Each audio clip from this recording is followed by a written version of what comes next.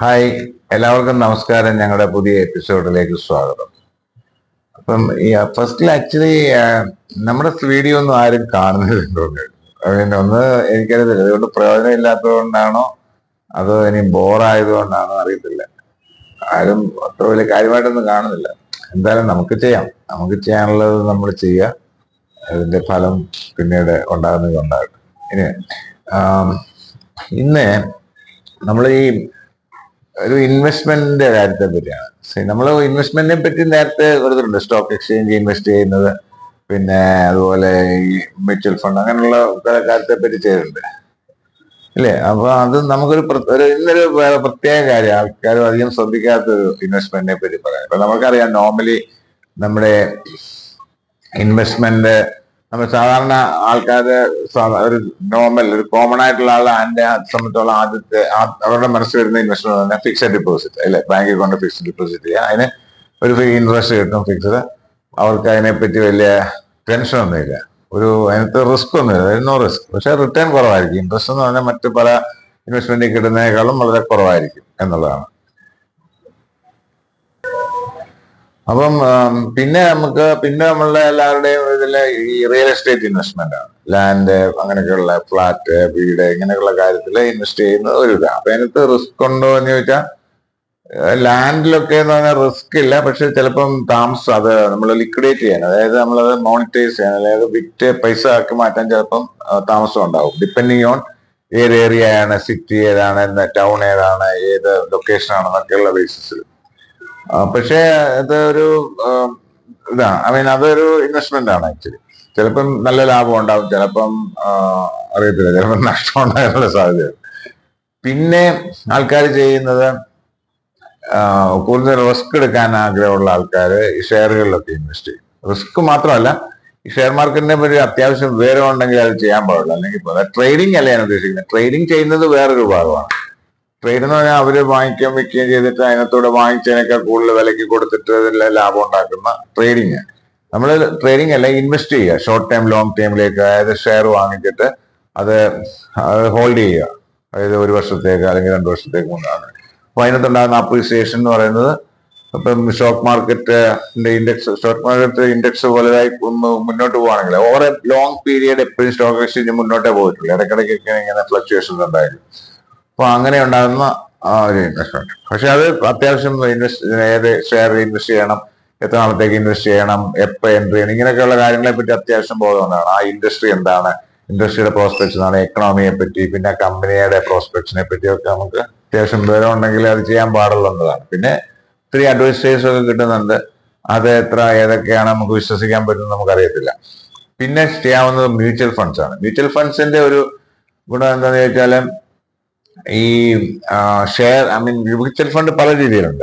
ഒന്ന്, ഇപ്പം equity base എന്ന് പറഞ്ഞാൽ ഷെയറുകളിൽ ഇൻവെസ്റ്റ് ചെയ്ത് ഉണ്ടാകുന്ന ഫണ്ടാണ് ഇക്വിറ്റി ബേസ്ഡ്. പിന്നെ ബോണ്ട് ബേസ്ഡ് ഉണ്ട്, അല്ലെങ്കിൽ ഡെപ്റ്റ് ബേസ്ഡ് ഉണ്ട്. എന്ന് പറഞ്ഞാൽ അത് കൂടുതലും ഈ ഫിക്സഡ് ഡിപ്പോസിറ്റ്, അതുപോലെ ഡിബെഞ്ചേഴ്സ്, ഇങ്ങനെയൊക്കെയുള്ള കാര്യങ്ങളിലാണ് ചെയ്യുന്നത്. അപ്പൊ അതിനകത്ത് ഈ പറഞ്ഞ പോലെ വലിയ റിട്ടേൺ കാണത്തില്ല. പക്ഷേ ഈ ഫിക്സഡ് ഡിപ്പോസിറ്റ് ഒക്കെ ചെയ്യുന്നത് പോലെ തന്നെ അതൊരു വളരെ കുറച്ചുകൂടെ സേഫ് ആയിട്ടുള്ള ഇതാണ്. ഹൈബ്രിഡ് ഉണ്ട്, അതായത് ഇക്വിറ്റിയിലും അല്ലെ ഷെയറുകളിലും ഈ ഡെറ്റുകളിലും കൂടെ ഒരു പ്രൊപ്പോർഷനിൽ ഇത് ചെയ്യുന്നത്. അപ്പൊ ഇതെല്ലാം നമ്മൾ ചെയ്യുമ്പോൾ അതിനകത്ത് റിസ്ക് ഫാക്ടർ ഉണ്ട്. കൂടുതൽ റിസ്ക് എടുക്കുന്നവർക്ക് ഈ ഷെയറുകളെ കുറച്ചെടുക്കുന്നവരെ മോഡറേറ്റ് എടുക്കുക, ഇങ്ങനെയൊക്കെയുള്ള ബേസിസിലാണ് അത് പലരും നമുക്ക് സജസ്റ്റ് ചെയ്യുന്നത്. സജസ്റ്റ് പറഞ്ഞാൽ ഈ പോർട്ടലുകളെ അല്ലെങ്കിൽ അഡ്വൈസേഴ്സ്, പോർട്ട്ഫോളിയോ മാനേജേഴ്സ് ഒക്കെ. അപ്പം അത് ഒരു നല്ല. അപ്പൊ അത് കൂടാതെ തന്നെ നമ്മൾ വേറൊരു ഇതുണ്ട്, ഈ കമ്മോഡിറ്റി ബേസ്ഡ്. കമ്മോഡിറ്റി അതിന്റെ മെറ്റൽ എന്ന് പറഞ്ഞാൽ ഗോൾഡ് നമുക്കറിയാം. നമ്മൾ പല ആൾക്കാരും അതിനകത്ത് ഇൻവെസ്റ്റ് ചെയ്യുകയാണോ എന്ന് ചോദിച്ചാൽ പലരും ജുവലറി ആയിട്ടാണ് വാങ്ങിക്കുന്നത്. അതൊരു ഇൻവെസ്റ്റ്മെന്റ് ആണോ എന്ന് ചോദിച്ചാൽ മേ ബി ലോങ് ടൈമിൽ ഇൻവെസ്റ്റ് ചെയ്യാം. പക്ഷെ എന്നാലും അതിന്റെ ആ പണിക്കൂലി ഒക്കെ നഷ്ടപ്പെട്ടിട്ട് ആ ഗോൾഡിന്റെ വില നമ്മൾ വിൽക്കുമ്പം ഇതാവും. പക്ഷെ ഗോൾഡ് അല്ലാതെ കോയിനെ ബാറായിട്ടൊക്കെ വാങ്ങിച്ച് ചെയ്യുന്നവരുണ്ട്. അത് ഇൻവെസ്റ്റ്മെന്റ് ആണ്. അതിനകത്ത് യാതൊരു വിധമായ നഷ്ടവും ഉണ്ടാകത്തില്ല. അതായത് നഷ്ടമില്ല എന്ന് പറഞ്ഞാൽ വില കുറയാതിരിക്കുകയാണെങ്കിൽ. നമുക്ക് പണിക്കൂലി എന്ന് പറയുന്നൊരു സംഭവം, അല്ലെങ്കിൽ അതിനകത്ത് തേയ്മ, ഇതൊന്നും നമുക്ക് നഷ്ടപ്പെടത്തില്ല. പിന്നെ അത് നമുക്കിപ്പോ ഈ ഫിസിക്കലായിട്ട് വാങ്ങിക്കാതെ തന്നെ നമുക്ക് ETF എന്ന് പറയുന്നത്, ഗോൾഡ് ETF എന്ന് പറഞ്ഞാൽ ഇക്വിറ്റി ബേസ്ഡ് ഫണ്ട് എന്നാണ് അത് പറയുന്നത്. എന്ന് പറഞ്ഞാൽ നമ്മളിപ്പോ ഒരു 1,00,000 രൂപയുടെ ETF, ഗോൾഡ് ETF വാങ്ങിച്ചാല് അതിന് പകരം അത് അത് ഇഷ്യൂ ചെയ്യുന്ന ആൾക്കാര് അതിന്റെ ഫിസിക്കലായിട്ടുള്ള 1 ലാഖിന്റെ ഗോൾഡ് വെച്ചിട്ടുണ്ടാവും. മനസ്സിലായില്ലേ? അപ്പൊ നമുക്ക് ഫിസിക്കലായിട്ട് അത് വാങ്ങിച്ച് നമ്മുടെ കൈവെക്കേണ്ട ആവശ്യമില്ല. അത് സ്റ്റോർ ചെയ്യാനും സൂക്ഷിക്കാനും ഒന്നും ആവശ്യമില്ല. ഫണ്ട് മാത്രം ചെയ്യുകയാണ്. അപ്പൊ ആ ഗോൾഡിനകത്തുണ്ടാകുന്ന ഗ്രോത്തുകളിലൊക്കെ ബേസിസിൽ അതിന് ഉയർച്ച ഉണ്ടാവും. നമ്മളിപ്പോ കണ്ടിട്ടുണ്ട് ഗോൾഡ് അടുത്ത സമയത്ത് ഇടിഞ്ഞെങ്കിലും കുറെ നാളായിട്ട് അത് മുന്നോട്ട് പോകുകയാണ്. അപ്പം ഈ ഗോൾഡിൽ അതിന് അപ്പം ഞാൻ പറഞ്ഞ ഫിസിക്കലായിട്ട് ചെയ്യുന്നതിനേക്കാളും കുറച്ചുകൂടി സേഫ് ഇതാണ്. പിന്നെ ചില ആൾക്കാർക്ക് ഫിസിക്കലായിട്ട് തന്നെ കാണണമെന്നുണ്ട്. പക്ഷെ അതിനൊക്കെ ഒരു ലിമിറ്റ് ഉണ്ട്, നമുക്ക് സ്റ്റോർ ചെയ്യാനുള്ള ഇത് സേഫ് ആയിട്ട് കീപ്പ് ചെയ്യാനൊക്കെ ഉള്ളത്. അപ്പം ഈ മെറ്റലുകളിൽ അപ്പം നമ്മൾ ഈ ഗോൾഡ് എപ്പോഴും എല്ലാവരും പറയുന്നെങ്കിലും ഈ സിൽവർ എന്ന് പറയുന്ന ഒരു കാര്യം സാധാരണ ആൾക്കാർ വലിയ കാര്യമായിട്ട് എടുക്കാത്ത ഒരു ഇതാണ്, അല്ലേ? അപ്പൊ സിൽവർ ഇൻവെസ്റ്റ് ചെയ്യാന്ന് ഞാൻ ആരും കേട്ടിട്ടില്ല. സിൽവർ ചില സാധനങ്ങളൊക്കെ വാങ്ങിക്കുമെങ്കിലും അതുപോലെ അതും ഈ സിൽവറും നമുക്ക് ഫിസിക്കലായിട്ടുള്ളത് വാങ്ങിക്കാം.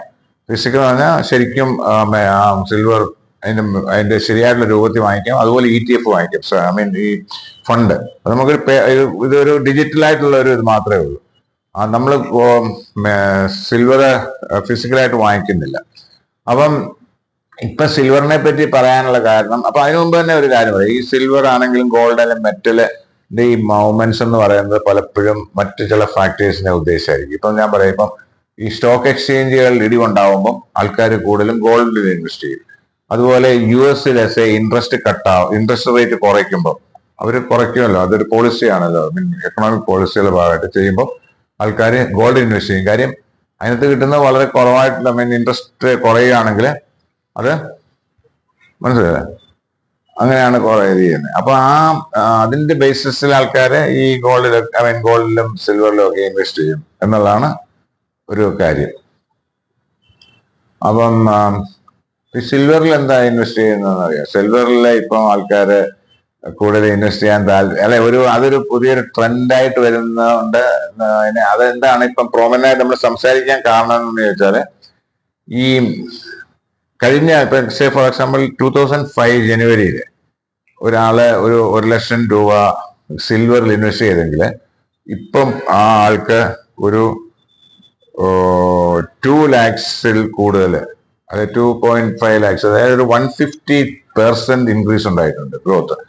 1 lakh ആണെന്ന് ഒരു വർഷം കൊണ്ട് ഏതാണ്ട് 2,50,000 2,70,000 റുപ്പീസ് അതിന് വേർത്തുണ്ട് ഇപ്പോൾ ആക്ച്വലി. അതാണ് ഒരു കാരണം. പക്ഷെ ഇതിങ്ങനെ അങ്ങനെ തന്നെ നിലനിൽക്കും, അടുത്ത വർഷം ഇതുപോലെ ഇത്രയും പെർസെന്റേജ് കൂടുമെന്നൊന്നും നമുക്ക് പറയാൻ പറ്റത്തില്ല. അത് ചിലപ്പോൾ താഴോട്ടും പോവാം.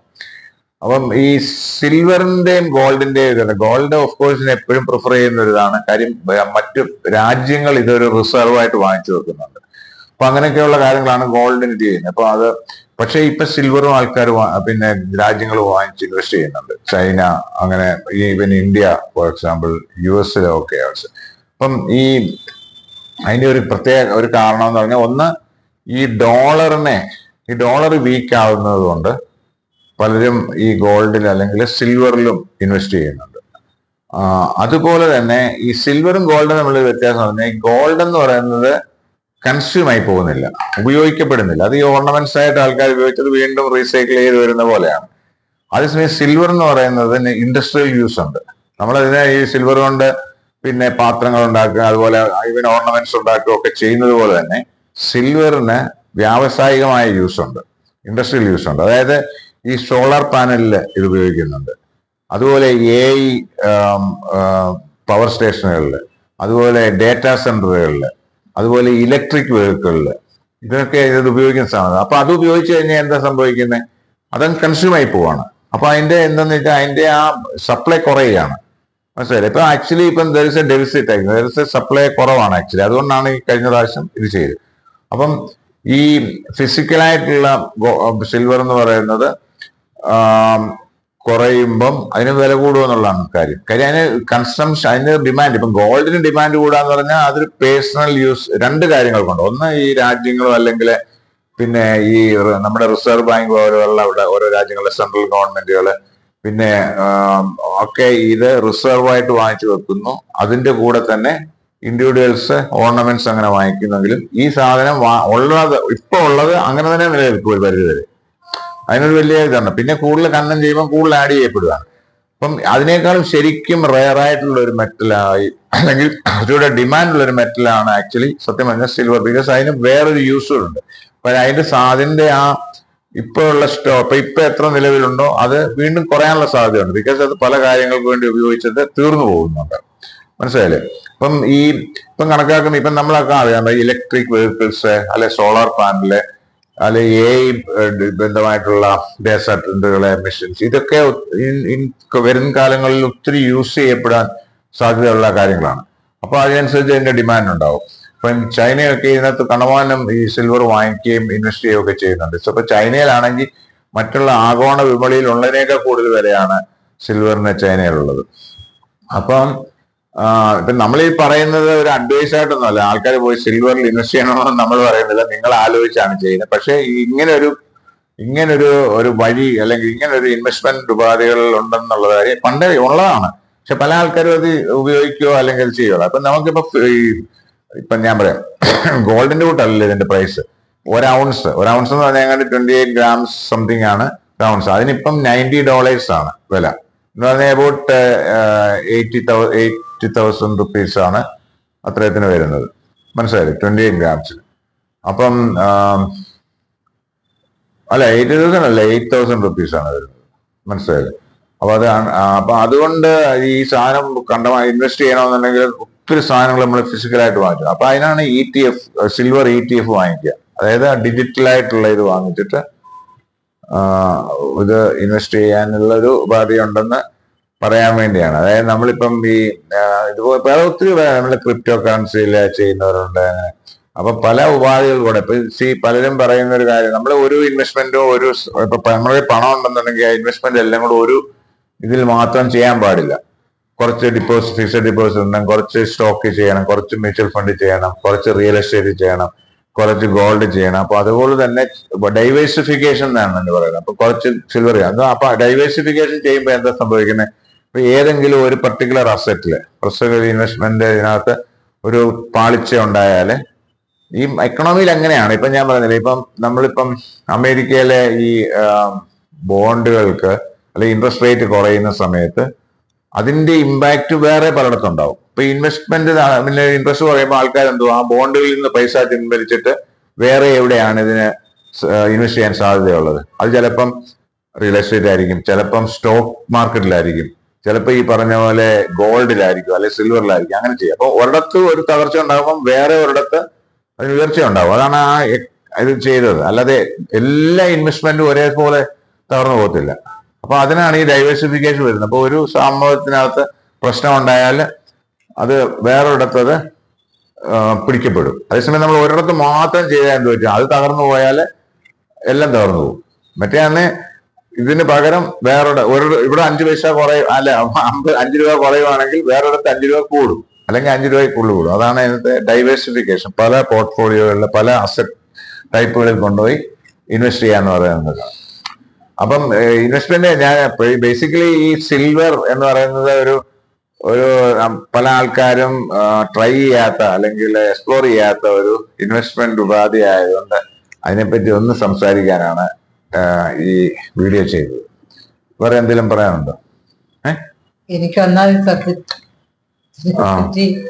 വലിയ എന്താ ഫെമിലിയർ ആയി വന്നിട്ടില്ല. അതുകൊണ്ട് ഞാൻ കേട്ടു. ഇപ്പൊ ഇത് എന്നെ സംബന്ധിച്ച് പറഞ്ഞാൽ ഇതൊരു പുതിയൊരു ഇൻഫർമേഷൻ ആയിട്ടാണ് എനിക്ക് ഫീൽ ചെയ്തത്.